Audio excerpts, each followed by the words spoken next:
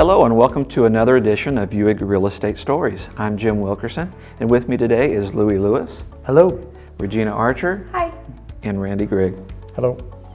Well, Randy has the story today. Randy, tell us what's going on. Well, not too long ago, I had some people who were getting ready to build their forever home, and they had the perfect place picked out. It was in a newly developed subdivision. And so we talked about their plans and looked at all of their schematics and decided, let me take a look and just make sure that everything's going to work. Oh, okay. And Like, when we, as far as bylaws and bylaws and covenants. Okay. Yeah, it was a brand new subdivision. I knew there were some covenants that maybe were going to apply to what they wanted to do. Oh, okay. All right. So we began looking, and some of it was not going to work. I mean, what they wanted to do there was not going to work.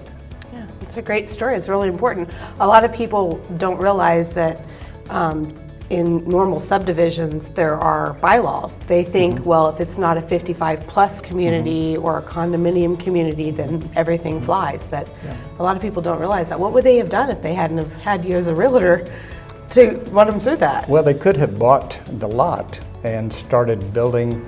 What they wanted to do was park a boat and park a camper next to the house. Oh. And so they were going to build the driveway, and I mean, it was all going to work, but that was outside of the covenant for that subdivision. And so they would not have been able to have moved those vehicles onto that property. Yeah. Well, Randy, isn't it true that sometimes those bylaws can expire and change? They can expire, they can change. Every different subdivision is different. The subdivision I live in was built in the 80s, and those covenants were built in for 20 years.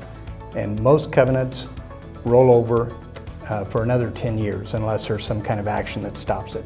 So, I mean, putting in fences and sheds and parking vehicles, all of those things are part of subdivision rules. Mm-hmm. Yeah, it's important to check those things out, definitely. Mm-hmm. Yeah. Well, Randy, that's just another great example of the work that realtors do, a lot that go unnoticed, but is very, very beneficial for every home buyer. So thanks for sharing your story today. Thank you. If you would like to hear more of Vieweg Real Estate Stories, you can go to our website, viewegrealestate.com/stories, or also follow us on our social media platforms, Facebook, YouTube, and Instagram. Thanks a lot, and we'll see you next time.